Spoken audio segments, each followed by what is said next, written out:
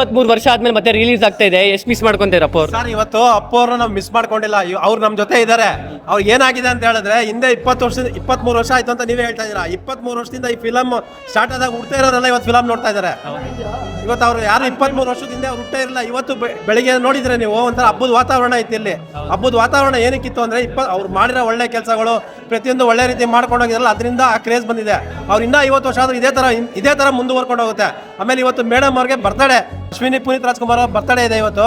ಅವ್ರಿಗೆ ಏನಂದ್ರೆ ಮುಂದಿನ ದಿನಗಳಲ್ಲಿ ಅವ್ರು ಏನು ಒಳ್ಳೆ ಕೆಲಸ ಮಾಡಿದ್ರು, PRK ಅಂತ ಒಂದು ಫಿಲಮ್ ಸಂಸ್ಥೆ ಇದೆ, ಎಲ್ಲ ಹೊಸ ಪ್ರತಿಭೆಗಳನ್ನ ಬೆಳೆಯಕ್ಕೆ ಬಿಡ್ತಾ ಇದ್ದಾರೆ.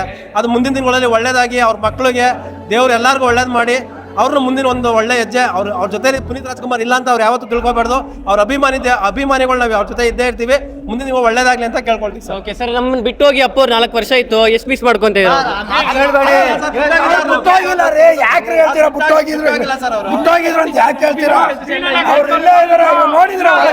ತಂದೆ ತಾಯಿ ತೀರೋಯ್ತಾರೆ, ಮನೇಲಿ ಫೋಟೋ ಇಕ್ಕಳಲ್ವಾ, ಬಿಟ್ಟೋದ್ರ ಅವರು?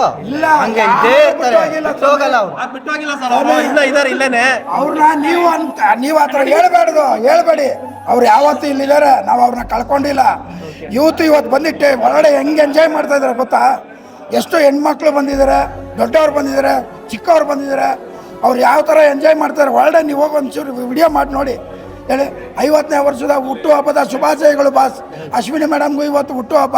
ದಯವಿಟ್ಟು ಭಗವಂತ ಅವ್ರಿಗೆ ಒಳ್ಳೇದು ಕೊಡಲಿ, ಒಳ್ಳೆ ಆಯುಷ್ಯ ಆರೋಗ್ಯ ಕೊಟ್ಟು ಇನ್ನೂ ಹೆಚ್ಚಿನ ರೀತಿಯಲ್ಲಿ ಒಳ್ಳೆ ಸೇವೆ ಮಾಡಲಿ ಅಂತ ಭಗವಂತನಲ್ಲಿ ನಾವು ಕೇಳ್ಕೊತೀವಿ.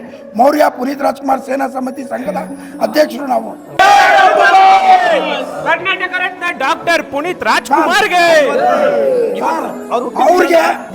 ಅವ್ರಿಗೆ ನಾವು ಅಭಿಮಾನಿಗಳಿದೀವಲ್ಲ, ನಮ್ಮ ಪೂರ್ವ ಜನ್ಮದ ಪುಣ್ಯ ಅಂತ ನಾವು ಹೆಮ್ಮೆಯಿಂದ ಹೇಳ್ಕೊತೀವಿ.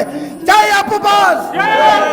ಸರ್ ಇವತ್ತು ಅವರು 17ನೇ ತಾರೀಕು ಹುಟ್ಟಿರೋ ದಿನನ ಇಡೀ ಕರ್ನಾಟಕ ಸರ್ಕಾರನೇ ಸ್ಫೂರ್ತಿ ದಿನ ಅಂತ ಆಚರಣೆ ಮಾಡೋಕ್ಕೆ ಒಂದು ಅವಕಾಶ ಕೊಟ್ಟಿದ್ದಾರೆ. ಆ ಅವಕಾಶ ಕೊಟ್ಟಿದ್ದಕ್ಕೆ ಈ ಅಶ್ವಿನಿ ಮೇಡಮ್ ಅವರು ಅವ್ರಿಗೆ ಭಾಗಿಯಾಗಿ ಇದನ್ನೆಲ್ಲ ಮಾಡ್ತಿದ್ದಾರೆ. ಅವ್ರಿಗೂ ದೇವ್ರು ಒಳ್ಳೇದು ಮಾಡಲಿ. ಅವ್ರು ಹುಟ್ಟಿದ ದಿವಸ ಮುಂದೆ ದಿನಗಳು ಒಳ್ಳೇದಾಗಲಿ sir. Okay sir, thank you sir.